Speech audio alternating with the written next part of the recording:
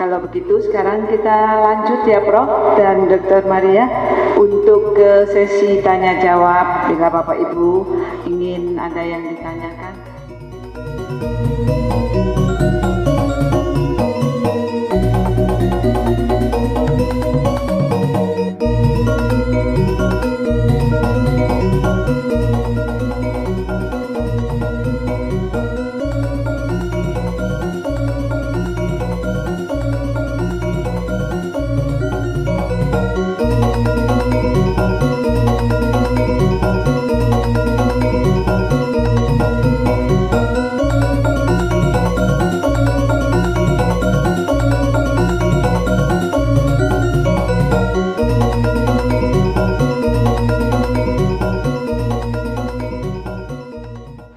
Bapak Ibu sekalian, tadi sudah disampaikan penjelasan oleh Prof. Ketut Swastika dan Dr. Maria. Mari silahkan ada yang ingin ditanyakan. Baik, bisa diberikan.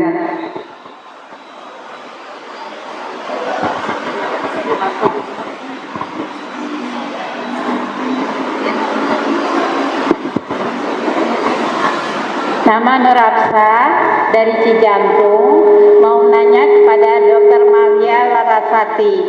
Kalau suaminya glukoma, apakah istrinya terkena glukoma? Terima kasih. Baik Ibu, silakan. Terima kasih kesempatannya dokter. Untuk ibu yang suaminya glaukoma, sepertinya sih belum tentu ibu akan glaukoma.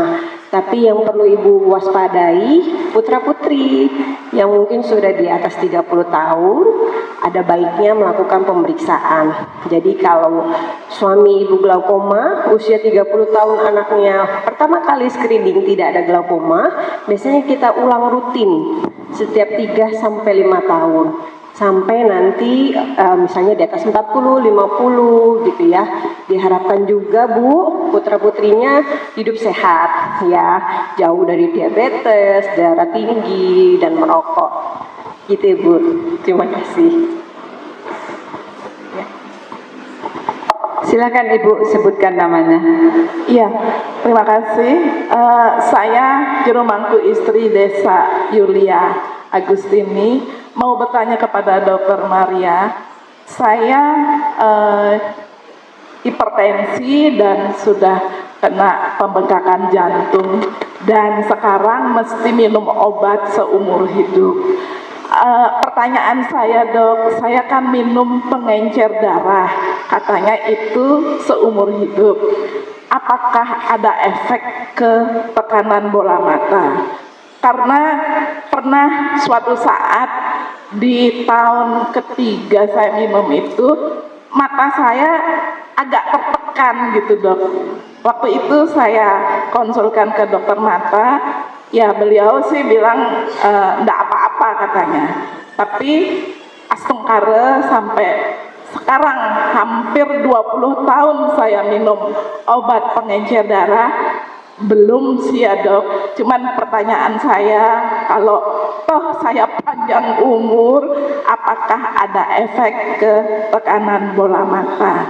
Terus yang kedua, Karena seperti tadi saya bilang, saya sesekali menggunakan air mata buatan karena mata terasa kering.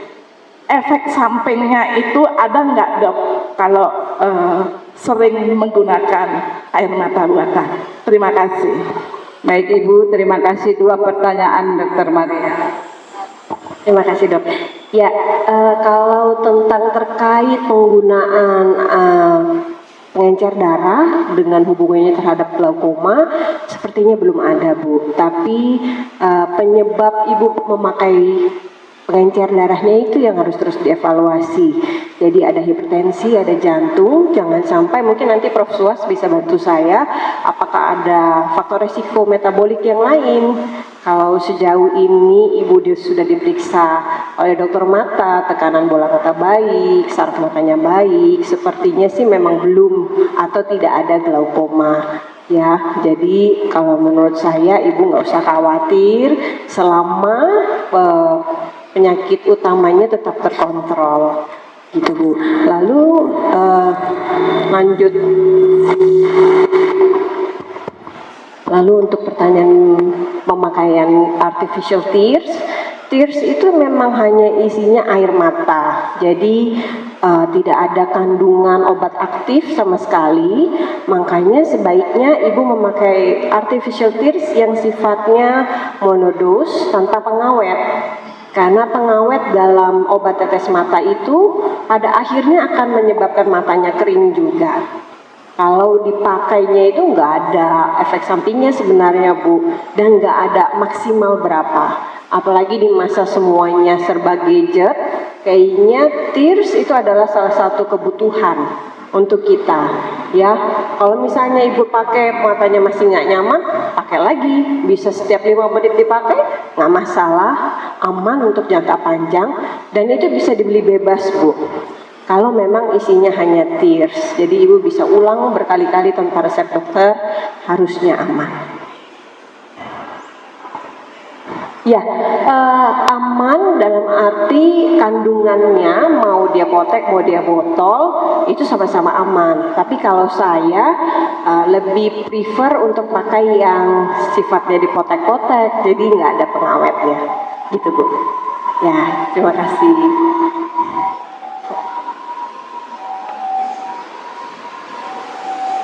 Baik Ibu,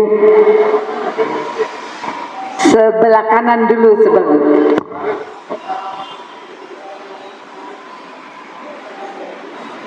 Sambil berdiri ya? Ya, saya berdiri aja deh, biar kelihatan. Om Swastiastu.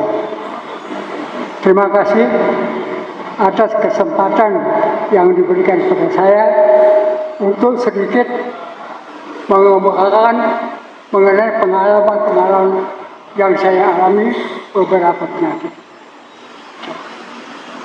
Biasanya kalau saya ke dokter ditanya begini, berapa Pak umurnya? Dicatat oleh dia. Apa ada tekanan darah tinggi atau rendah? Dicatat oleh beliau. Biasanya itu pertanyaan awal sebelum mereka melakukan pemeriksaan. Betul tidak Pak? Bapak sebagai dokter barangkali begitu ya Pak. Di sini saya akan bertanya kepada Bapak yang bagian diabetes katakan mengenai pengalaman saya dan apa-apa yang saya sudah tempuh dalam mencapai kesehatan saya. Begini Pak, sekarang ini saya sudah berumur 82 tahun. Penyakit gula yang ada di badan saya itu sudah menjalar lebih daripada 30 tahun. Yang aneh, betapapun tingginya gula saya, kadang itu sampai 500 pernah, itu saya sama sekali tidak merasakan. Tidak merasakan apakah pusing, apakah mau jatuh, tidak ada. Jadi saya sehat-sehat saja. Kemudian harus terasa, kalau saya periksa, ternyata 500, maka saya grogi. Itulah Pak pengalamannya.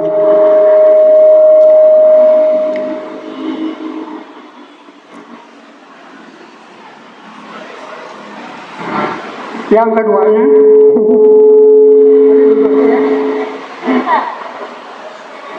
ya. Yang pertama saya ulangi, walaupun sampai 500 gula saya, itu tidak pengaruh pada perasaan saya. Apakah saya merasa pusing? Apa saya mau merasa jatuh? Tidak ada. Padahal menurut info dari teman yang punya penyakit seperti saya, kata dia, baru 200 pun dia sudah tidak berdiri. Maksud saya, apakah benar itu penyakit itu ada 2 macam? Kalau 2 macam, bagaimana menangani bagi orang yang tidak punya pengetesan gula? Kan dia tidak tahu. Kalau ke rumah sakit baru tahu. Itu yang pertama. Nah, ada. Itu yang pertama. Yang kedua saya sampaikan pada ibu yang memeriksa rumah tadi. Saya punya penyakit seperti saya katakan tadi, ada gula darah, ada diabetes, ada jantung, dan juga pernah kena saraf saya ini stroke, begitu. Kemudian saya sampaikan pada ibu, pada suatu waktu kurang lebih 8 tahun yang lalu, saya kalau melihat orang atau apapun itu terbayang jadi 2. Kalau saya melihat bapak itu di sebelah kanan kiri bapak itu ada bayangan. Saya kira paham. Kalau saya tutup mata saya sebelah, ya, kalau saya tutup mata saya sebelah, barulah utuh orang yang saya lihat, baik kanan atau kiri. Nah, pada mulanya saya tidak percaya itu ada penyakit, karena mendadak saja. Ya, pagi saya bangun, terjadi begitu.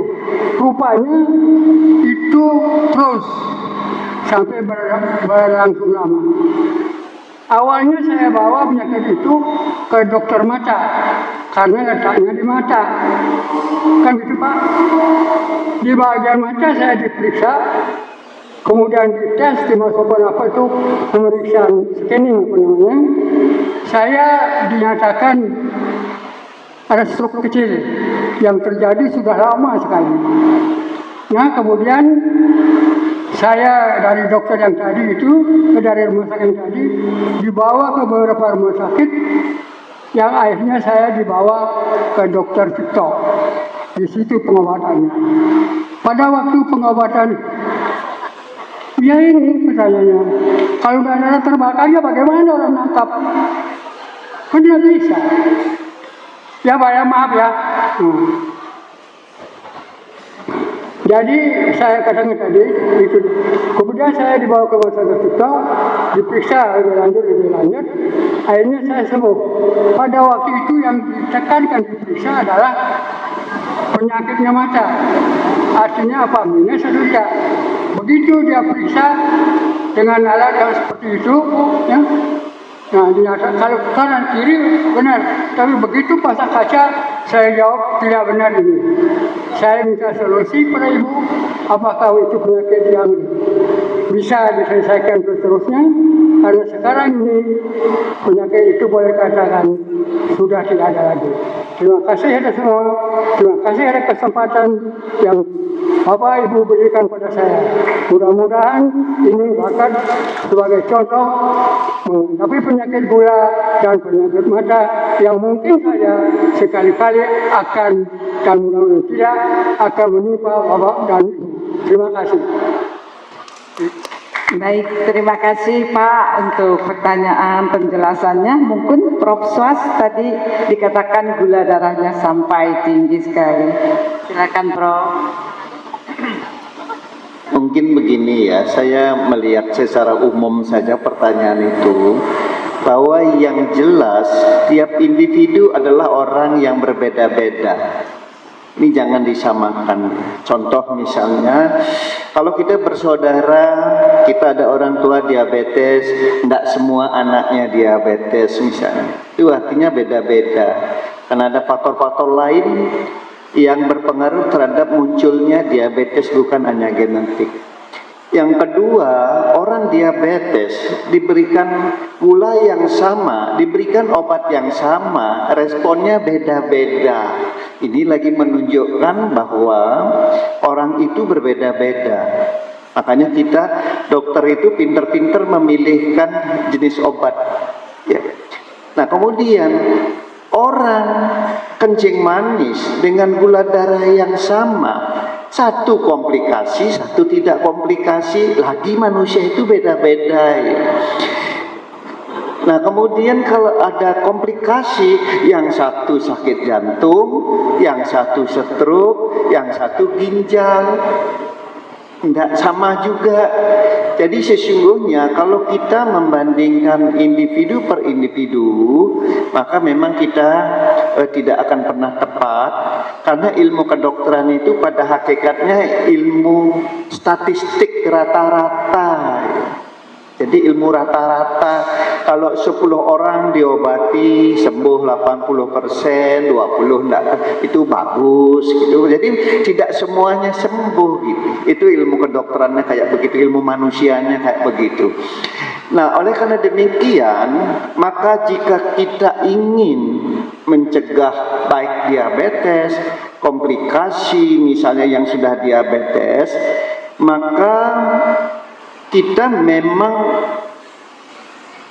ada usaha-usaha ya, karena kita tidak akan pernah mengerti bahwa kita akan mendapatkan komplikasi apa, kapan ya.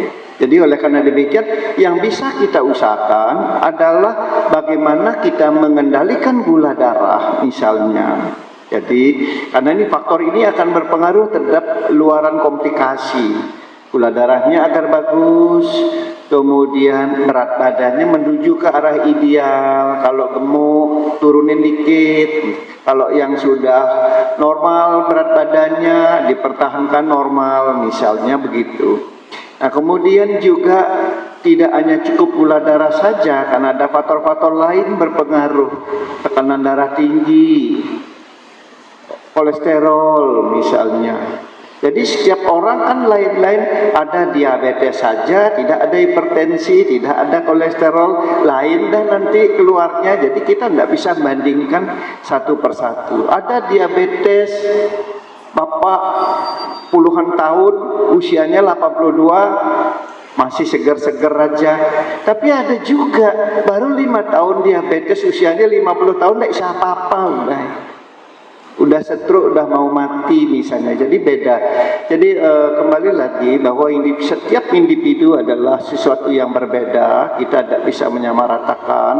Nah, oleh karena itu yang penting adalah usaha untuk mengendalikan gula darah, mengendalikan faktor-faktor risiko yang terkait dengan komplikasi, yaitu dengan cara ya sederhananya kembali lagi pola hidup sehat, mau pola mengatur makanan yang baik, yang sehat, kemudian olahraga, dan kalau memang diperlukan obat-obatan. Jadi mungkin kalau secara umum begitu. Jadi kita jangan membandingkan orang per orang. Jadi beda, nanti jalan keluarnya juga beda-beda semua. Mungkin itu secara umum kalau saya tangkap ya. Baik, kalau tadi sepenangkapan saya sepertinya semua keluhan Bapak sudah dilakukan tata laksana mata, sudah ada tindakan dan hasilnya baik, betul ya Pak ya? Bersyukur ya Pak. Jadi memang tanpa ada penyulit, tanpa ada penyakit metabolik, semua pasien di atas 40 tahun diharapkan sedalam 10 tahun terakhir sudah minimal sekali ke dokter mata. Karena semua proses penuaan, semua proses yang sifatnya ada komplikasi dari penyakit sistemik itu mulai dari usia 40 tahun. Jadi kalau memang ternyata sudah dilakukan tata laksana dan hasilnya baik, biasanya kami hanya minta untuk kontrol rutin setahun sekali saja Pak. Jadi sambil kita kontrol diabetesnya atau penyakit penyerta lainnya, mungkin dokter matanya sepertinya cuma kasih tetes mata yang sifatnya pelembab saja. Karena berdasarkan semakin usia, proses penuaan pada mata salah satunya adalah mata kering juga.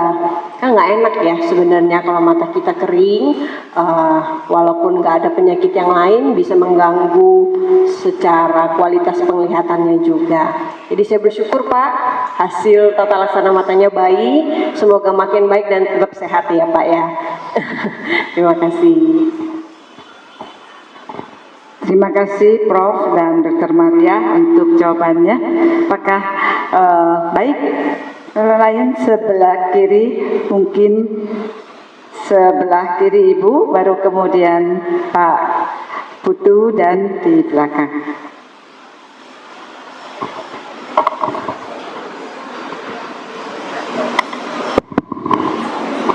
Selamat siang, saya Eli Indra. Ada sedikit pertanyaan, tapi tidak menyangkut glukoma, karena sampai hari ini, alhamdulillah, mata saya nggak ada glukoma. Tapi saya sudah lebih 20 tahun selalu menetes mata saya dengan lotion seperti yang biasa dijual-jual itu udah lebih 20 tahun. Tadi saya dengar kata dokter bahwa kalau udah dibuang, tapi saya kurang menyerap. Maksudnya kalau udah dibuka dibuang tuh seperti apa? Karena saya punya hampir di setiap tas itu lotion. Kalau saya nyupir, sampai hari saya nggak menyupir, udah 70 tahun usia saya kalau capek sedikit, saya tetes. Rasa lelah mata saya tetes. Mau tidur, mau di rumah, memang saya kayak keranjingan mau tetes mata. Karena saya nggak mau pakai kacamata, sampai hari ini saya nggak bisa pakai kacamata dok, pusing kalau pakai. Itu yang saya tanya mengenai obat tadi, apakah yang harus dibuang tuh yang saya pakai tadi? Terima kasih. Baik, Dr. Maria. Ya, terima kasih. Saya melihat Ibu seperti saya melihat guru saya namanya Prof. Ike. Mirip banget sama Ibu. Iya, bersyukur ya Bu. Jadi penglihatannya baik, cuman memang ada keluhan matanya kering. Sepertinya memang yang saya bilang tadi harus dibuang karena masa berlakunya sudah habis. Jadi obat tetes mata itu kalau sudah dibuka yang sifatnya monodos, yang kecil-kecil di potek-potek itu Bu, itu cuma tahan 3 hari. Kalau dimasukin di kulkas juga cuma tahan 3 hari. Jadi kulkas tidak memperpanjang masa jangka waktu dari tetes mata. Kalau yang botol itu 1 bulan. Jadi biasanya saya minta pasien-pasien dry eye saya setelah dibuka dicatat. Dibukanya itu tanggal berapa? Misalnya tanggal 24 Februari ya berarti tanggal 24 Maret harus dibuang gitu. Sebenarnya yang kita takutkan adalah kontaminasi bakteri sih Bu. Jadi takutnya malah kita maunya enak, takutnya jadi infeksi. Jadi kalau tears apapun itu, kalau tadi Ibu mentionnya lotion ya.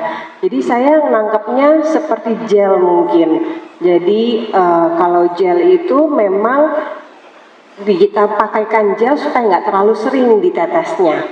Jadi biasanya bisa sejam sekali, ini mungkin sehari 2-3 kali aja udah cukup karena dia lebih lembab. Jadi dia stay lebih lama di dalam bola mata. Jadi itu pun sifatnya preference masing-masing orang. Belum tentu yang lebih berat dry eye-nya perlu yang lebih kental, belum tentu. Jadi sifatnya cocok-cocokan gitu. Jadi kalau memang Ibu punya banyak koleksi, minta tolong dilihat lagi kira-kira masih bisa dipakai atau enggak. Iya, obat tetesnya. Ya, terima kasih banyak Bu.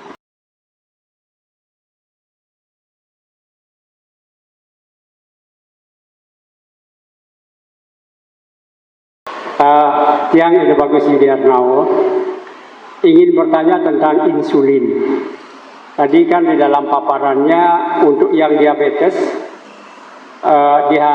diharapkan di bawah 7 ya, HbH1c ya. Nah, kalau yang sudah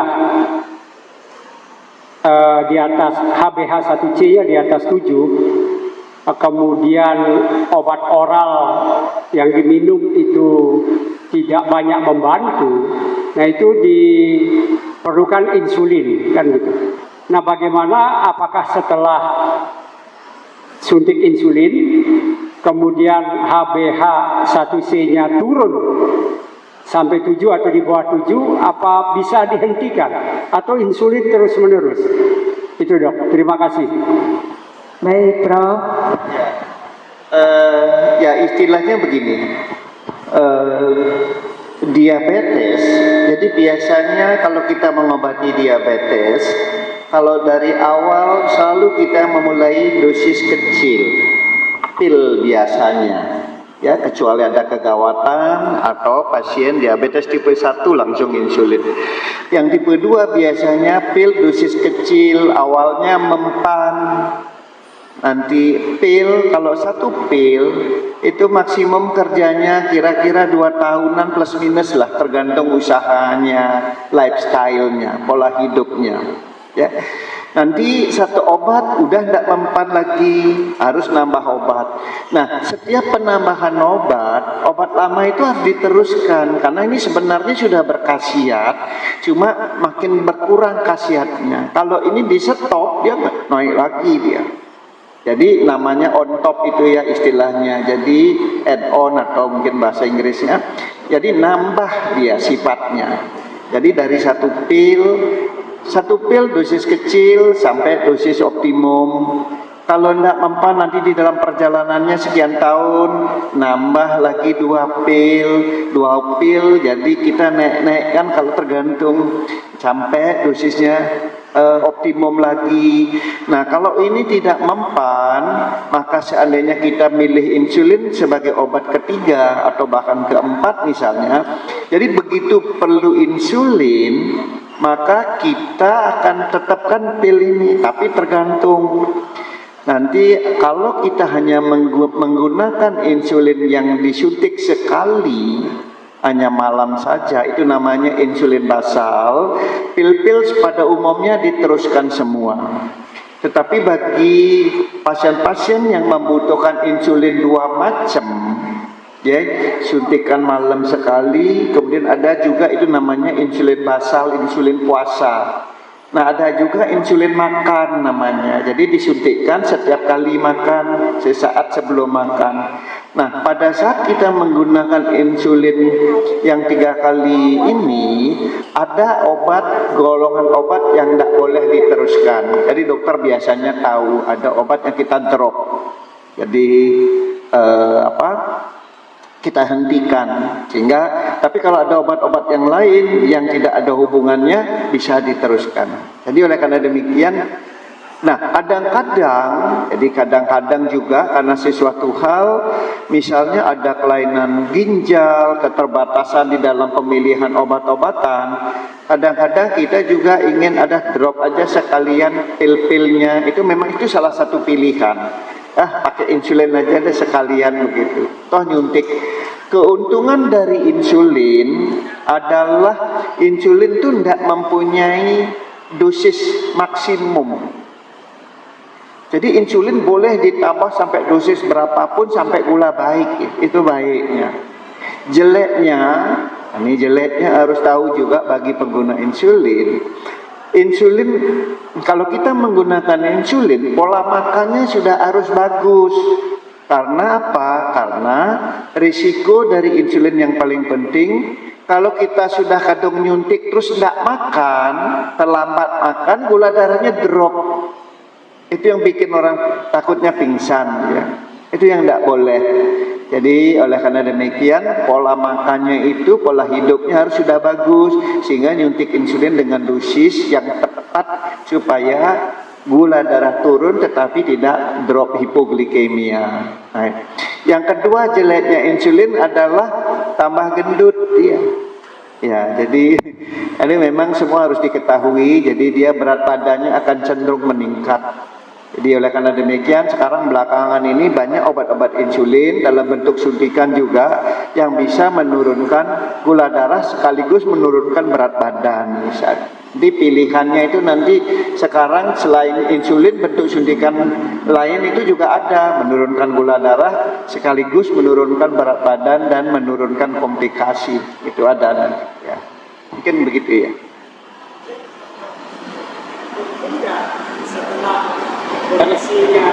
Baik, terus dihentikan. pada umumnya kalau kita mengobati berjenjang seperti tadi, itu biasanya tidak.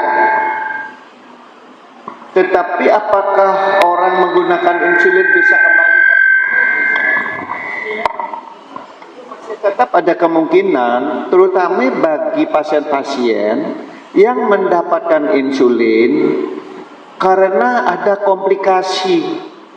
Jadi misalnya pakai pil, ada komplikasi infeksi, misalnya masuk rumah sakit, ya. Terus infeksinya kan pakai insulin di sana rumah sakit. Kemudian pulang atau kakinya infeksi misalnya. Kemudian pulang. Nah, pulang ada sebagian masih menggunakan insulin sampai benar-benar sembuh atau kakinya juga. Nah, nanti kalau sudah sembuh beneran, pasien-pasien seperti ini yang sebelumnya mendapatkan insulin masih mungkin dia kembali ke pil. Jadi beda kondisinya. Ya, kalau yang satu kan ini udah nih sampai tidak mempan baru kita berikan insulin. Kalau tipe ini kalau kita hentikan insulinnya naik lagi gulanya. Ya. Terima kasih Prof untuk penjelasannya. Baik, mungkin mengingat waktu, satu pertanyaan lagi. Oke, suksema waktunya. Nih, mohon izin Prof mau nanya tentang diabetes. Tadi sudah dikatakan bahwa ada 3 jurus bersinergi satu sama lain untuk bisa bebas dari diabetes. Ternyata pertama adalah masalah pola hidup. Nah, ini yang agak susah. Kedua diet dan ketiga obat. Ini yang terakhir. Yang banyak makin beredar di TikTok begitu. Bagaimana efek atau pengaruh makanan, terutama nih banyak makanan yang ada pengawet, mulai yang dibungkus, mulai anak kecil itu ada bungkus, kemudian yang dalam bentuk kemasan plastik, minuman ataupun minuman bersoda, itu kan banyak sekali dijual bebas dan harganya murah. Dan yang juga setelah membaca ternyata minuman yang mungkin tidak boleh disebut, misalnya Coca-Cola, maaf begitu, itu katanya tinggi, ini ada efek gula yang tinggi. Mohon klarifikasi mungkin Prof, bagaimana, apakah ada pengalaman ini untuk pasiennya, apakah betul makanan-makanan siap saji, apakah itu ada pengawetnya, termasuk buah pun kan ada yang disemprot, daging pun ada yang ada nitritnya gitu. Jadi bagaimana peranan makanan yang berpengawet begitu terutama ataupun bersoda kaitannya dengan sumbangannya untuk menjadikan diabetes. Ini mantan matur suksema. Baik, silakan Prof. Nanti mungkin Dokter Henny menambahkan karena beliau dokter ahli gizi klinik loh ya. Ya betul sekali, ini belakangan ini sekarang kebetulan mungkin dokter ini ikut ya, tidak tahu ya. Jadi formularium nasional dari grup ini kan bukan di gini sih, Kemenkes lah. Kita kebetulan diajak pertemuan-pertemuan. Jadi nanti direncanakan makan tidak hanya minuman-minuman bergula, begitu, tidak hanya diberikan etiket semacam begitu, informasi akan dicukai, tapi marah besar ya. Pengusahanya yang marah, kayak rokok, jadi berbahaya kayak begitu modelnya.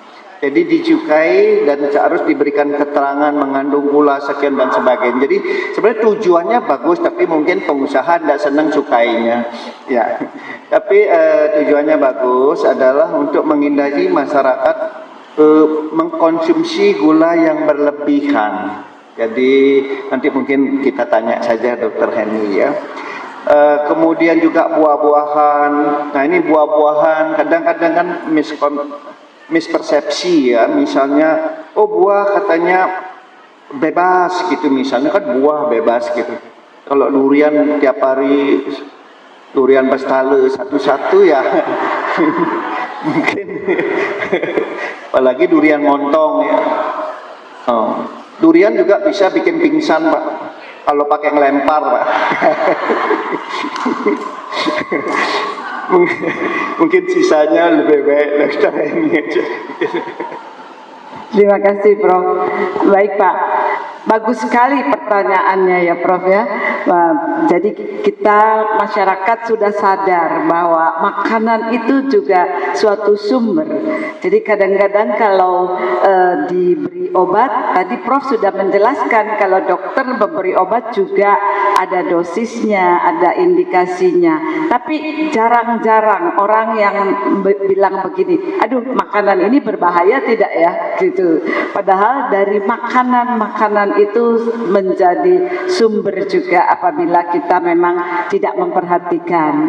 Jadi seperti tadi yang disebutkan itu adalah memang gula yang tersembunyi, kita tidak menyadari gitu ya, seperti minuman, apalagi di zaman now gitu, masa milenial itu zaman kekinian, makanan kekinian, minuman kekinian itu sangat banyak sekali mengandung gulanya, karbohidrat yang simple. Jadi artinya yang masuk langsung insulinnya akan dikeluarkan, dan itu akan makin lama kalau kita kebiasaan itu, jadi insulinnya makin tinggi, pankreasnya capek, nah nanti akhirnya gulanya yang di darah menjadi tinggi. Seperti itu memang kita harus menyadari.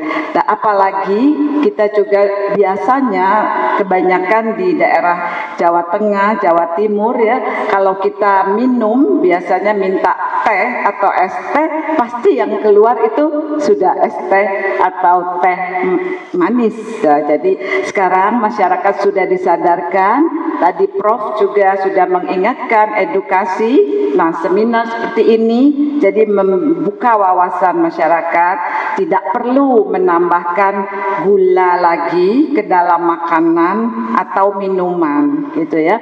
Kami pun di rumah sakit sudah tidak lagi kalau minum pagi itu memberikan gula gitu Prof.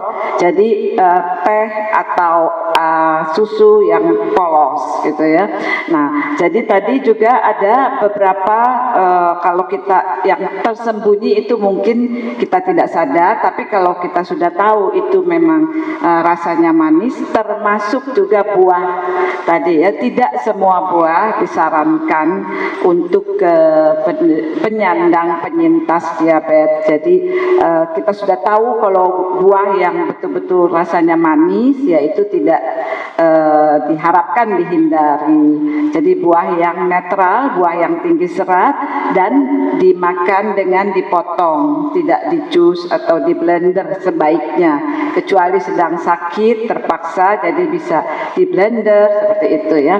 Dan juga buah pun tidak seperti yang lalu, nggak apa-apa makan buah saja gitu ya, terus makan buah lagi, itu juga salah pola makan seperti itu. Jadi bisa dimakan pada waktu selingan, misalnya snack yang siang atau menjelang makan siang, itu sangat baik sebetulnya.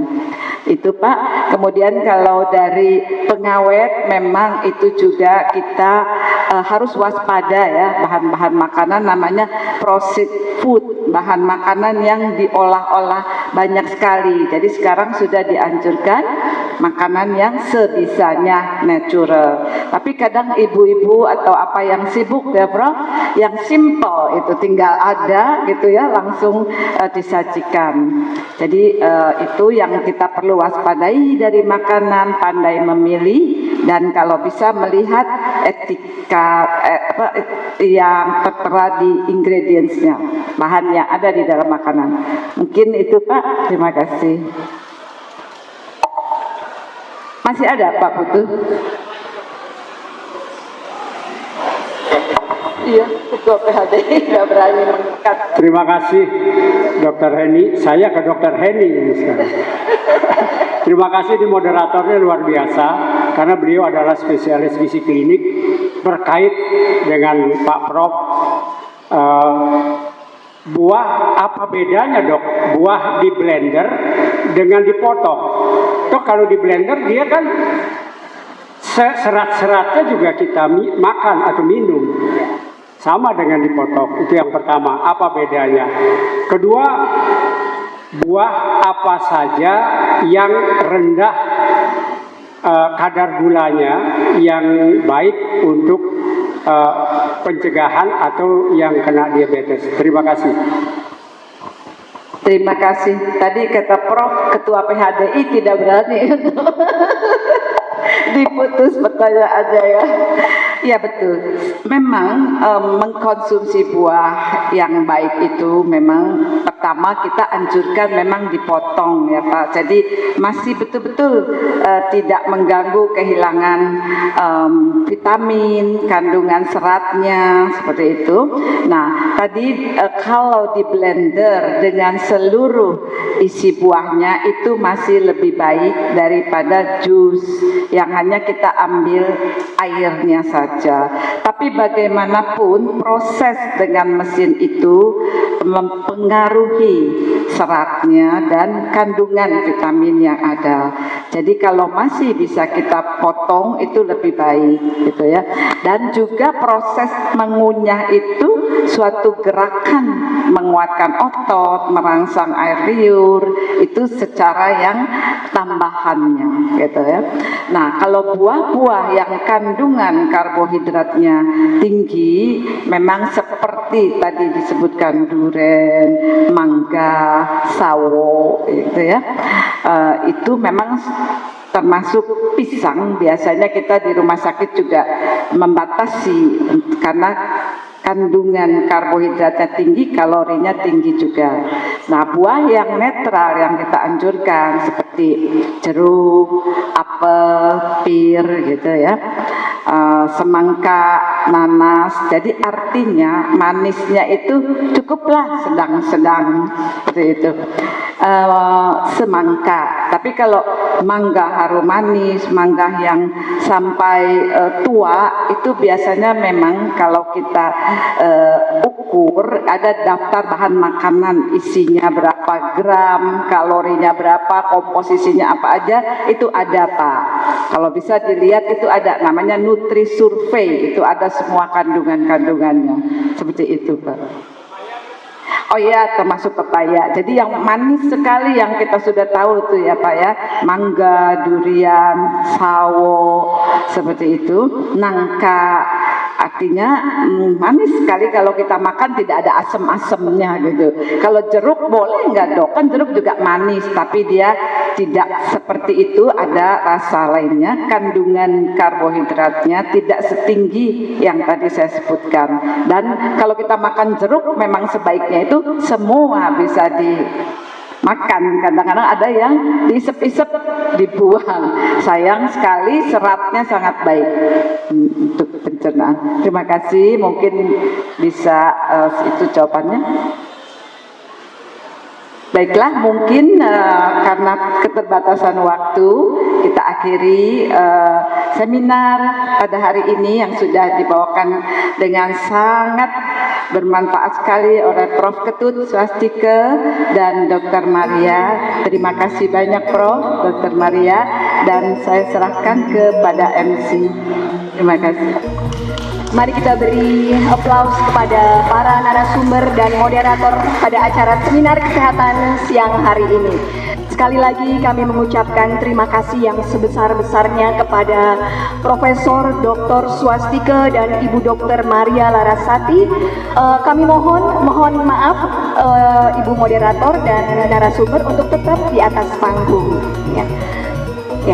Ya, saya ucapkan sekali lagi ucapan terima kasih atas partisipasinya, kehadirannya untuk memeriahkan acara seminar kesehatan pagi hari ini. Bapak Ibu hadirin yang berbahagia, acara selanjutnya adalah penyerahan kenang-kenangan dari Ketua Panitia Nyepi DKI tahun Saka 1946 kepada narasumber kita, yaitu Bapak Profesor Dr.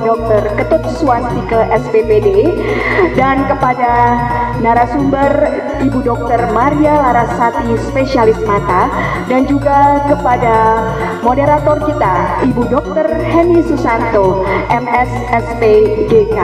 Kepada para panitia kami mohon untuk memberikan kenang-kenangannya ke atas panggung.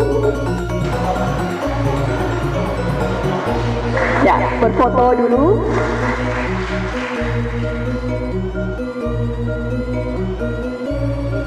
Selanjutnya kepada Ibu Dr. Maria Larasati yang akan diserahkan langsung oleh Ketua Panitia Perayaan Hari Suci Nyepi tahun Saka 1946.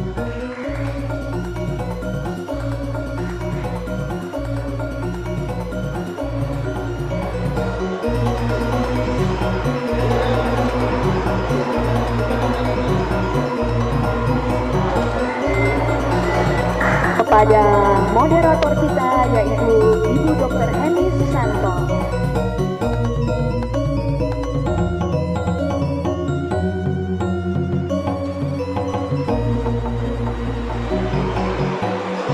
Oke, berfoto bersama dulu.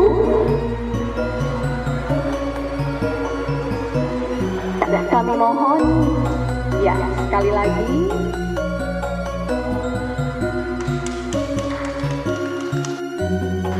oke baiklah, Bapak Ketua Panitia dan narasumber kami mohon lagi untuk tetap di atas panggung karena akan ada penyerahan kenang-kenangan dari Yayasan Glukoma kepada panitia Nyepi dan juga kepada narasumber akan langsung oleh founder dari Yayasan Glukoma Indonesia, Ibu Armin Johar. Terima kasih Ibu Armin Johar atas partisipasinya dalam memeriahkan acara bakti sosial dalam rangka perayaan Hari Suci Nyepi tahun Saka 1946 ini.